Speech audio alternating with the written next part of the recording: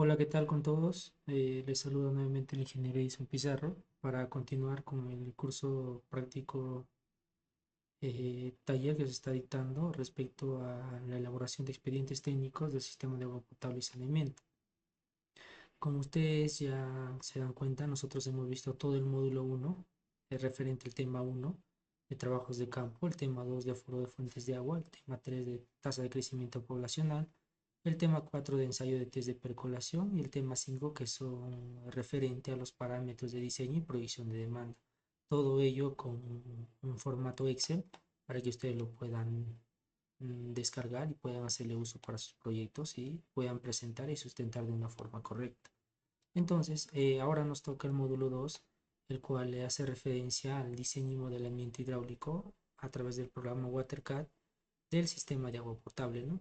En la cual vamos a tener en cuenta nosotros las reglas de juego o los aspectos teóricos, primero para verificar nosotros en nuestro modelamiento hidráulico el cumplimiento de las presiones mínimas y las presiones máximas.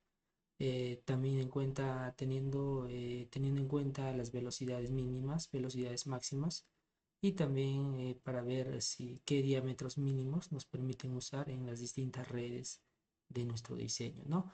Para ellos, viendo este aspecto normativo, se basa netamente en la resolución ministerial de 122/2018 de vivienda, el cual nos da todas las opciones tecnológicas que vamos a usar en todo el sistema de agua potable y saneamiento, pero netamente en el ámbito rural, el cual el contenido vamos a ver todas estas situaciones y para empezar vamos a hacer los parámetros de diseño, ¿no? Siempre tener en cuenta los periodos de diseño que nosotros vamos a trabajar. Nosotros vamos a tener en nuestro proyecto captaciones, al igual también que vamos a tener una planta de tratamiento, también vamos a tener reservorios y las líneas de conducción, aducción y las redes de distribución, que todos ellos en forma general su periodo de diseños o su vida útil es de 20 años, ¿no? Y la única que va a tener 10 años de vida útil es la unidad básica de saneamiento, sea por arrastre hidráulico o compostera que vamos a hacer, que vamos a plantear en nuestro proyecto. Entonces siempre tener en cuenta ello, cuánto es la vida útil para nosotros poder aplicarlo en nuestro expediente técnico. Ahora, en un punto 2 vamos a ver, tener en cuenta la población de diseño. La población de diseño va a depender netamente de una fórmula aritmética para nosotros poder hallar la población futura y también hallar la población de diseño, ¿no? Entonces, teniendo en cuenta ello, ya también se va a basar en la tasa de crecimiento, que en el anterior video también ya les estoy explicando detalladamente. Si es posible, le voy a dejar el link en la descripción para que ustedes lo puedan ver.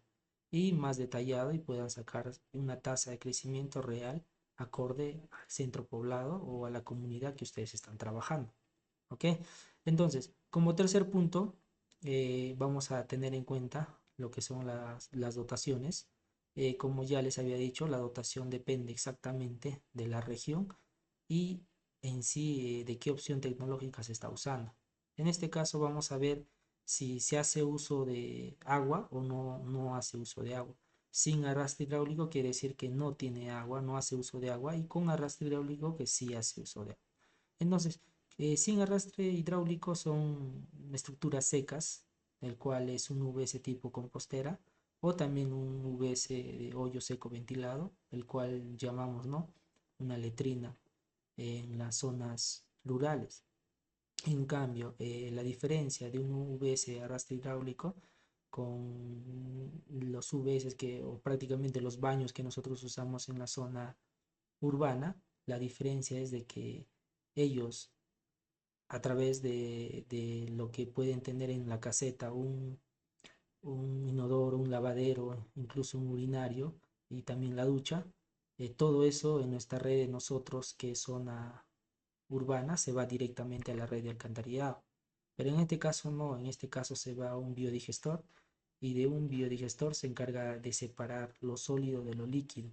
Lo sólido lo manda a una caja de lodos para que se pueda secar y lo puedan eliminar, y lo que resta lo pasan a el líquido que sobra lo pasan a un pozo de infiltración, unas zanjas de percolación para que pueda infiltrarse en el terreno. Esa es la diferencia y las opciones tecnológicas que manejan las zonas rurales, ¿no? Entonces, si se dan cuenta, va a depender de dos puntos. ¿Qué tipo de V se vas a considerar y en qué región se encuentra el proyecto. Como el otro ítem también para la dotación de las instituciones educativas de primaria inicial, secundaria o superior también, como puedes considerarlo institutos o educaciones en general con residencia. Se quiere decir con residencia es que viven ahí, sean alumnos o docentes, que vivan, ¿no? Que tengan estructuras, un ambiente donde puedan vivir y hacen uso de agua muy aparte. Entonces, esas dotaciones siempre hay que tenerlo en cuenta para nosotros hacer los diseños. Todo esto para nosotros hallar una proyección de demanda. Ahora, los caudales de diseño que vamos a usar van a ser las variaciones de consumo. Como ustedes ya saben, el caudal máximo diario va a depender del caudal promedio. El caudal promedio netamente se halla con esta fórmula, ¿ya?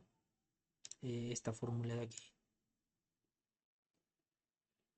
La dotación por la población de diseño entre 86.400. Esa es la fórmula en la cual se va a hallar. Y el caudal máximo diario es ese caudal promedio multiplicado por 1.3. Eso está en la norma también. Todos estos datos se está sacando de la norma del RM 192. Y para hallar nosotros un caudal máximo horario, se multiplica el factor de 2 por el caudal promedio. Creo que ya para no tener más detalles, estas dos fórmulas son muy importantes para que ustedes lo puedan tener en cuenta y podamos hallar los caudales, ¿no? De diseño. Entonces, siguiendo con ello, nosotros vamos a tener también en cuenta los caudales de diseño. Ahora, nosotros para hallar el caudal de diseño, vamos a hallar de línea de conducción, línea de aducción y la red de distribución. Continuamente nosotros tenemos abastecimiento de agua. Entonces, en flujo discontinuo hacemos usos de bombas, de electrobombas, para que puedan impulsar y puedan llenarse, ¿no? Un tanque elevado o algo así, una estructura de reservorio elevado. En esos casos vamos a tener en cuenta. Nosotros en nuestro proyecto que vamos a aplicar en el WaterCAD vamos a usar un flujo continuo. ¿Por qué?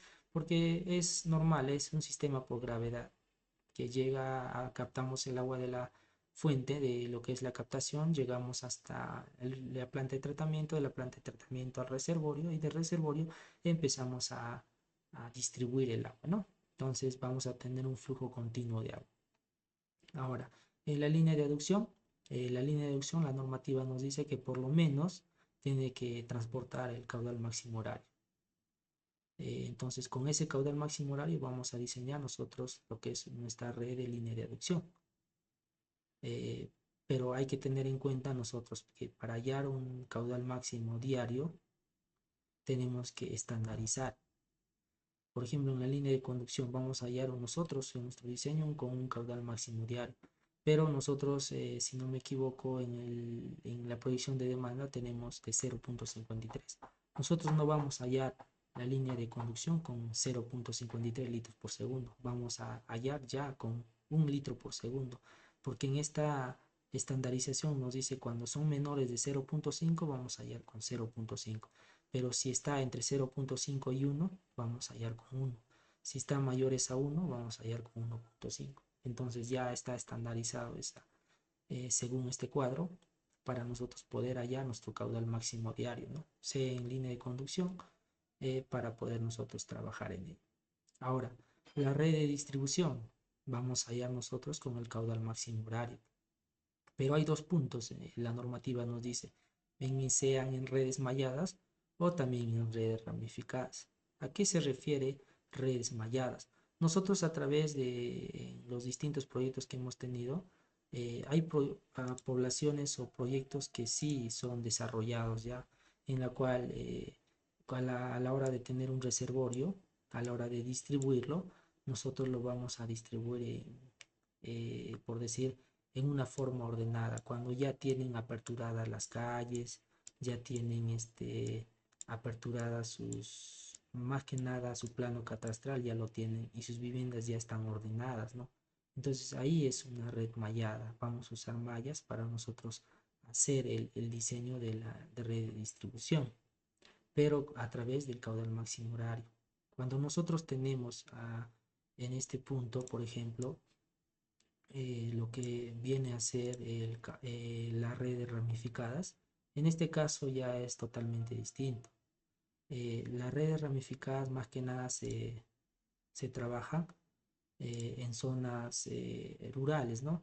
Donde se tiene una captación, de la captación se traslada hacia una estructura del reservorio y del reservorio se empieza a distribuir, pero no se distribuye en forma así ordenada como son las redes malladas, ¿no? Sino esto tiene ramificaciones. Por ejemplo, por acá se puede distribuir, más abajo puede haber otro ramal, más abajo puede ir de acá otro ramal, o de acá puede irse otro ramal, de aquí puede tener otro ramal, y puede seguir bajando, y acá puede tener otro ramal, en donde acá están pues las viviendas, una vivienda y otra vivienda, aquí hay otra vivienda, aquí otra para poder abastecerle, aquí otra vivienda, aquí otra, en esta parte otra, ¿no? Entonces, si se dan cuenta, las redes ramificadas lo vamos a ver más que nada en zonas rurales, porque en realidad hay bastante,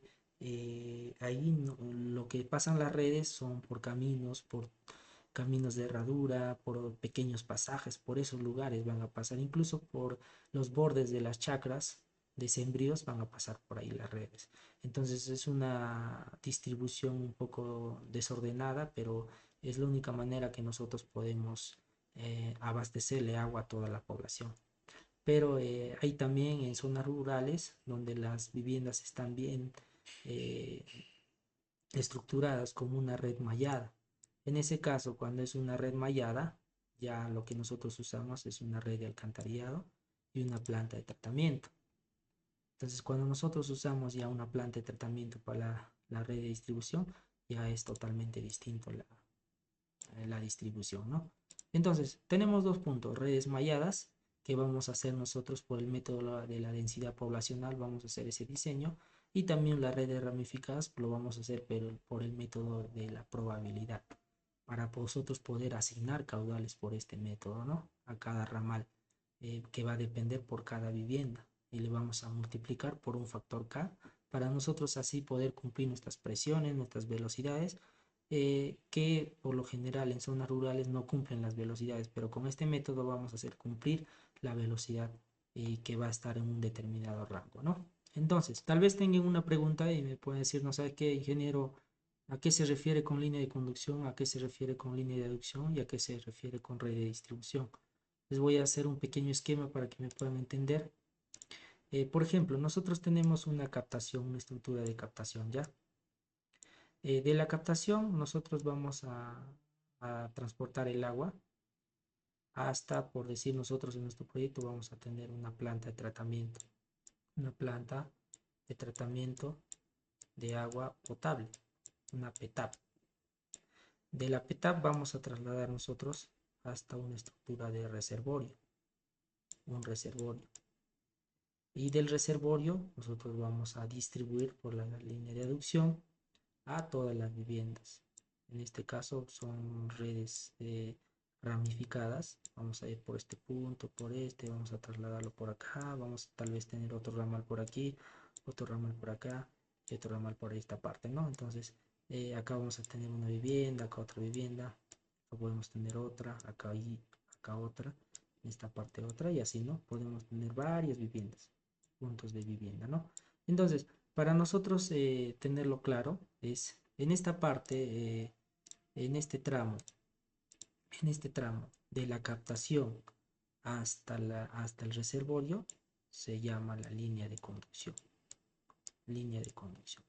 Ahora, del reservorio hasta el primer ramal o hasta la primera conexión domiciliaria, nosotros lo llamamos una línea de aducción.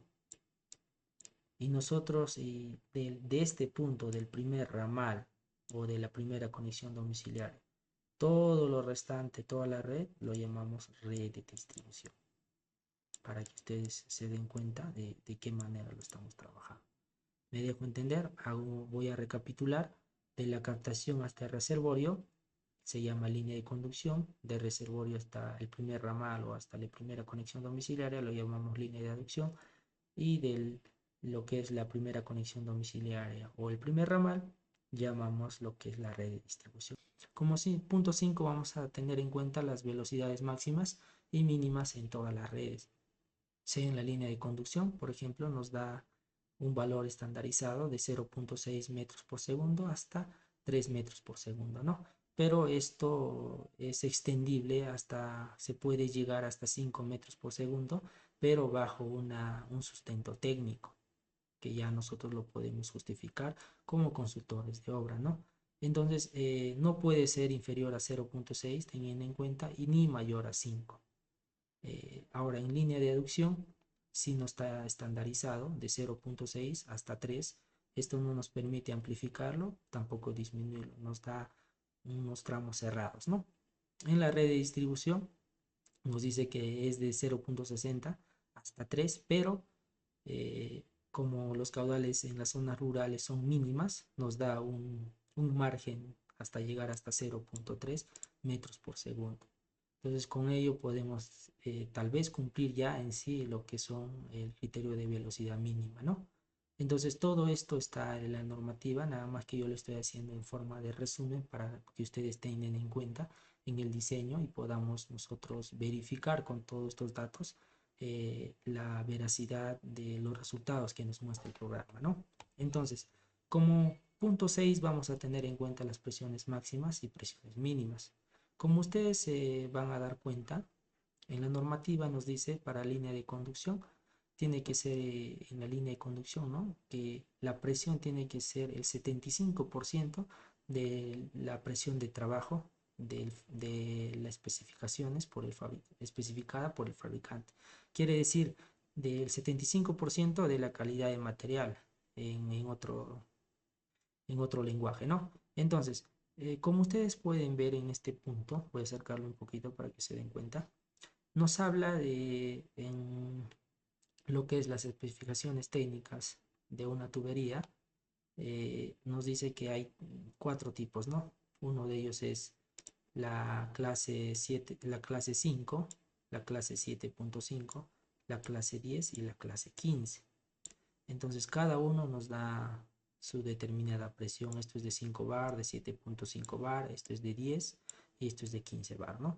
Entonces, siempre tener en cuenta que para nosotros poder hallar todas esas presiones, nos dice que nosotros tenemos que considerar el 75% de la clase de tubería. Entonces, pero tenéis que tener en cuenta siempre que un bar equivale a 10 metros de profundidad.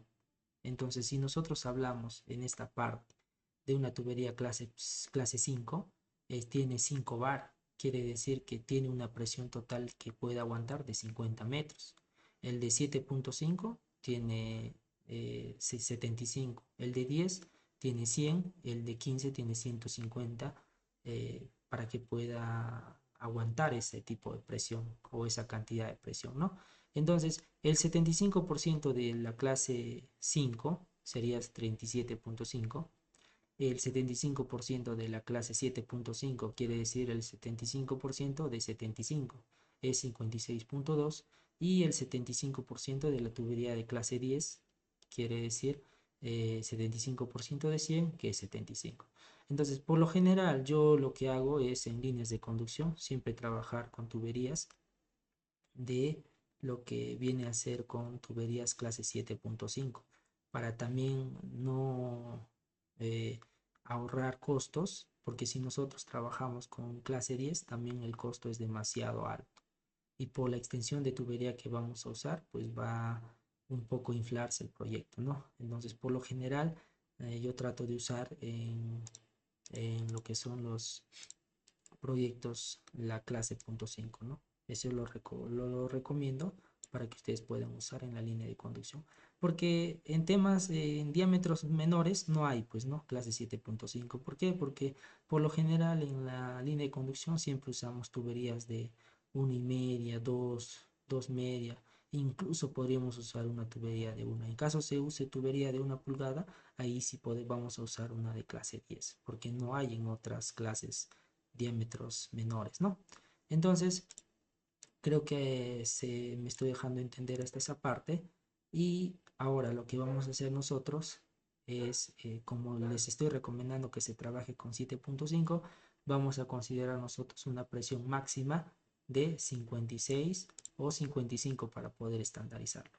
Recuerden, en línea de conducción, máximo 55 metros de columna de agua de presión, más no, ¿ya? Entonces, en la línea de aducción, sí está estandarizado desde 1 hasta 50, ¿ya? Y en la redistribución va también estandarizado de 5 hasta 60. Estos vamos a nosotros tener en cuenta para nuestros diseños y nuestras verificaciones de presiones. Y en qué puntos vamos a nosotros necesitar cuando la presión ya llega a 60 o a 70, vamos a tener que colocar una cámara rompepresión para que pueda controlar presiones, ¿no? ¿Me dejo entender? Entonces, en ese punto vamos a tocar también otro punto que es importante, ¿no? Que son la línea de gradiente hidráulica y la estática. Como ustedes pueden ver en este tramo, se está teniendo en cuenta lo que es eh, la captación y el reservorio. Es un tramo, este tramo es la línea de conducción, ¿no? La línea de conducción. Entonces, para que ustedes puedan entender y poder explicarles, yo voy a trazar en esta parte una línea horizontal, el cual me hace referencia a la línea de presión estática. Esto quiere decir que hay una presión aquí, pero en la tubería no hay fluido de agua y se genera una determinada altura, ¿no? Entonces vamos a tener en esa parte vamos a tener una carga estática. Y ahora, cuando nosotros soltamos la grifería de la captación, perdón, cuando nosotros hacemos funcionar la captación, va a ingresar el agua y nosotros vamos a hacer llegar al reservorio, pero ya va a haber fluido en la tubería. Entonces ahí se va a generar una línea de gradiente hidráulica. Por ende, vamos a tener una carga dinámica. Y esa diferencia de, de cargas se va a llamar la pérdida de energía o la pérdida de carga, ¿no? Entonces, y la pérdida de carga, o sea, ¿a qué se refiere? Es a través de nosotros, de las tuberías que nosotros vamos a instalar, siempre a través de los codos o los desniveles o el mismo material o el cambio de diámetros, se produce unas pérdidas. Incluso aquí, cuando nosotros usamos unas válvulas de purga y válvulas de aire, también generan pérdidas. Entonces, quiere decir que si nosotros tenemos en esta parte, estamos a la captación y hasta el reservorio llega con una presión de, ponle 45, en esta parte del reservorio ya no va a llegar con esa presión, llegará otra presión distinta que va a ser promedio 40 o tal vez 42 o incluso menos de 40. ¿Y esa pérdida a qué se debe? Porque eso es las pérdidas de prácticamente de la instalación de los accesorios, los desniveles, la instalación de válvulas que se colocan, ¿no? Entonces, siempre tener en cuenta ello porque nosotros en nuestro plano de un plano de gradiente hidráulico nos piden, en donde nosotros tenemos que detallar nuestra pérdida de carga o pérdida de energía, teniendo en cuenta una línea de presión estática y una línea de gradiente hidráulica para nosotros. Igual eso lo vamos a hallar nosotros en el programa WaterCAD, lo vamos a tener que hallar para que nosotros podamos trabajar en ello, ¿no? Entonces, ingeniero, pero ¿qué pasa si nosotros tenemos una, una línea de gradiente hidráulica cerca a lo que es mi terreno natural? Por ejemplo, podría ser así, ¿no? En este caso, lo que se genera son presiones negativas o presiones mínimas. Por ejemplo, acá el rango, en la parte superior, el rango nos dice que tienen que ser las presiones de 1 hasta 50, ¿no? En lo que es en línea de aducción.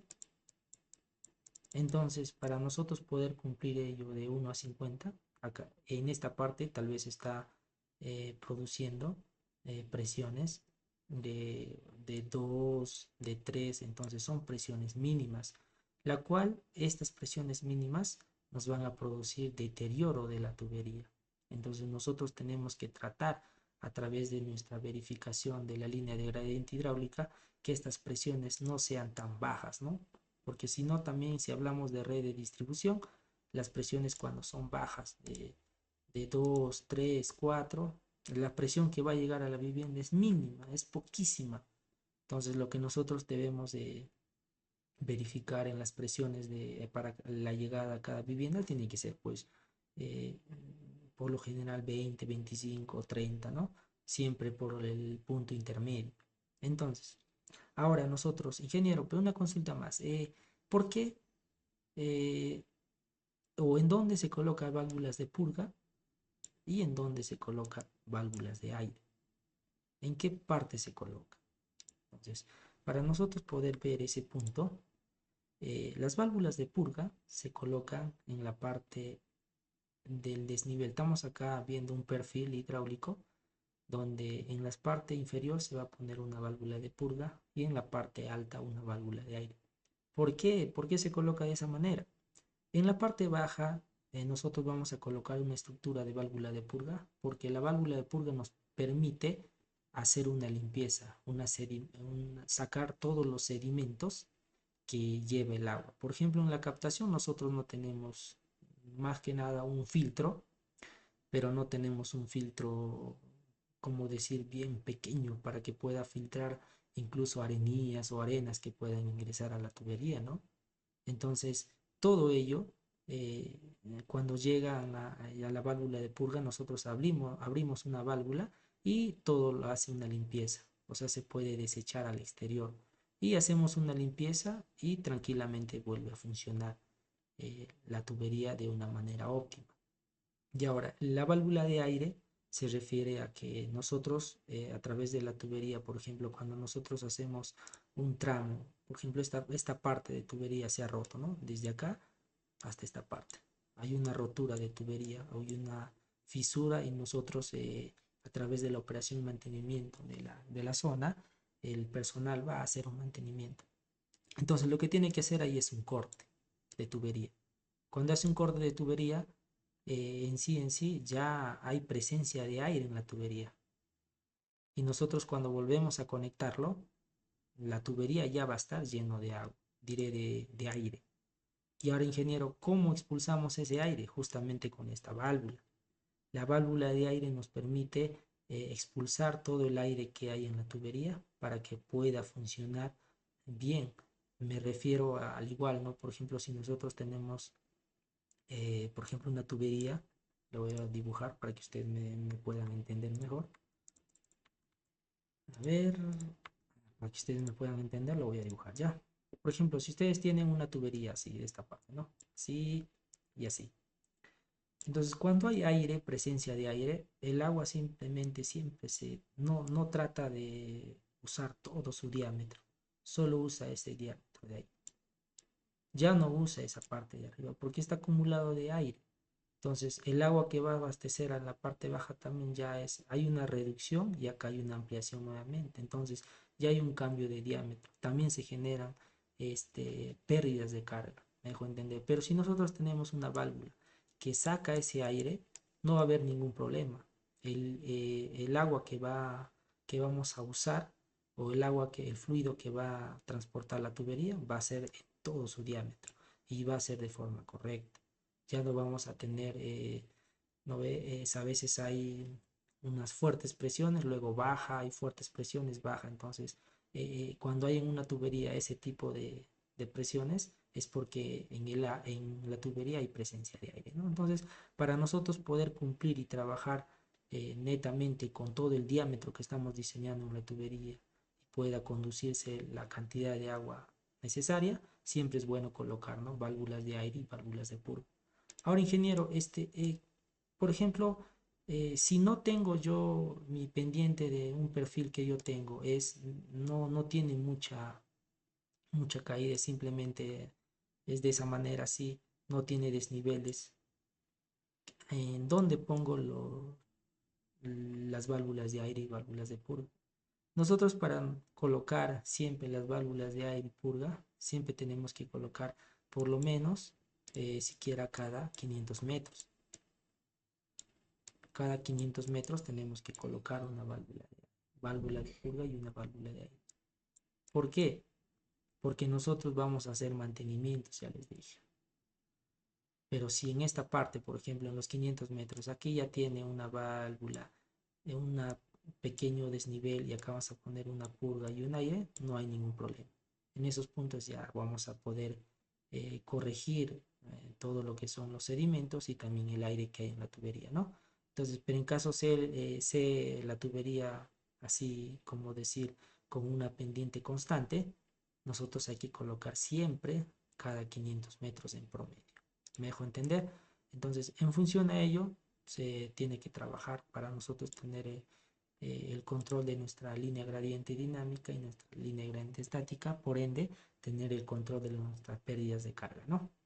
Entonces, en función a ello, nosotros vamos a tener también estas ecuaciones que vamos a nosotros a tener, por ejemplo, acá, para nosotros poder reducir esta pérdida, tenemos que aumentar el diámetro. Y ténganlo bien en cuenta ello, ¿no? Por ejemplo, en esta parte, si tú quieres aumentar la pérdida, que muy difícil se va a dar, todos lo que queremos es disminuir la pérdida. Cuando empezamos a disminuir la pérdida, ¿qué vamos a hacer? Vamos a tener que aumentar el diámetro. Cuando queremos mayor pérdida de carga, vamos a tener que disminuir el diámetro. ¿Me dejo entender? Entonces, si se dan cuenta en la ecuación, va a depender mucho de la longitud, porque todos ellos tienen en la parte del numerador y el denominador todos lo tienen en diámetro. Entonces, siempre hay que trabajar en ello y también tener en cuenta la velocidad. A menor pérdida de carga, vamos a tener mayor diámetro. Entonces, a mayor pérdida de carga, vamos a tener mayor velocidad. Pero hay que tener en cuenta también que cuando nosotros vamos a hacer correcciones en lo que viene a ser para poder nosotros cumplir las velocidades, hay que tener en cuenta siempre que a menor diámetro se va a generar mayor velocidad. Me dejo entender. Entonces, todas estas correcciones lo vamos a hacer nosotros en el programa WaterCAD. Vamos a verificar qué puntos o vamos a disminuir diámetros para poder cumplir las velocidades, o vamos a tener que disminuir los diámetros para poder cumplir las pérdidas de carga y todo ello, ¿no? Entonces, todo ello lo vamos a ver exactamente en el perfil hidráulico que nos va a generar el programa WaterCAD, y vamos a hacer las respectivas correcciones en el programa. Ahora, como punto 8, vamos a tener en cuenta los diámetros mínimos de las tuberías. Por ejemplo, esto se va a basar exactamente en la fórmula de Hazen-Williams, ¿no? Para diámetros superiores a 50 milímetros. Estamos hablando de tuberías en promedio de 2 pulgadas, ¿no? Entonces, el diámetro mínimo en línea de conducción vamos a hallar nosotros con una tubería de 25 milímetros que hace referencia a una tubería de 1 pulgada. Diámetro mínimo, menos de 3 cuartos ya no podemos usar en líneas de conducción. Por lo general, porque siempre se abastece hacia el reservorio con unos diámetros un poco mayores, ¿no? Entonces, en la línea de aducción vamos a diseñar con un diámetro mínimo de 25 milímetros. No podemos usar menos porque la normativa nos dice para cumplir esta velocidad se tiene que usar una línea de aducción, un diámetro mínimo de 25 milímetros. De la misma manera nos dice acá, ¿no? Que por dato técnico nos dice el diámetro mínimo de la línea de conducción desde 25 milímetros. Puede llegar, pues, ¿no? Usamos esta ecuación para diámetros superiores a 50 y vamos a usar la ecuación de Fair-Whipple para menores a 50 milímetros. Aparte nosotros de hacer en el WaterCAD, en el programa WaterCAD nuestro modelamiento hidráulico, vamos a hacerlo también en un formato Excel, estos cálculos para nosotros poder verificar si en realidad cumple o no. Pero por mi parte yo les digo que la variancia es mínima, no es mucha, pero sí hay una variancia, ¿no? De temas porque ahí vamos a ingresar la longitud de los tramos y si hay cámaras de presión o no, vamos a ingresar en el Excel. Pero de todos modos vamos a hacerlo para que ustedes lo puedan verificar y puedan verlas en sí qué ecuación es la más acertada, ¿no? Entonces, como les vuelvo a decir, en línea de aducción, diámetro mínimo 25 milímetros. En red de distribución vamos a usar, va a depender mucho, donde nos dicen redes abiertas, eh, mínimamente vamos a usar redes malladas, mínimamente es 25 milímetros, que es una pulgada. En redes abiertas se puede llegar hasta 3 cuartos, ¿no? Diámetros mínimos hasta 3 cuartos.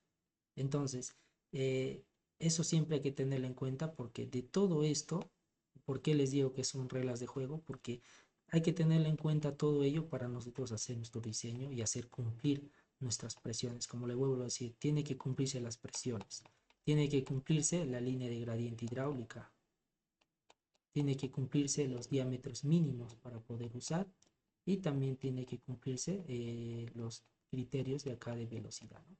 De velocidad, de qué rango a qué rango tenemos que cumplir.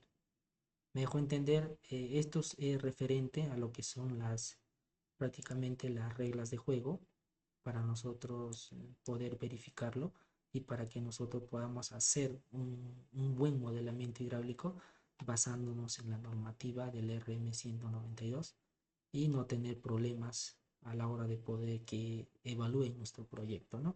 Como ingeniero consultores debemos dar la garantía y debemos de conocer toda esta parte teórica para poder sustentar nuestro proyecto. Eso es todo, amigos. No olviden suscribirse al canal para que ustedes también puedan recibir nuevas actualizaciones de cada video que se sube.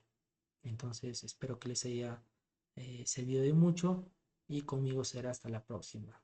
Muchas gracias.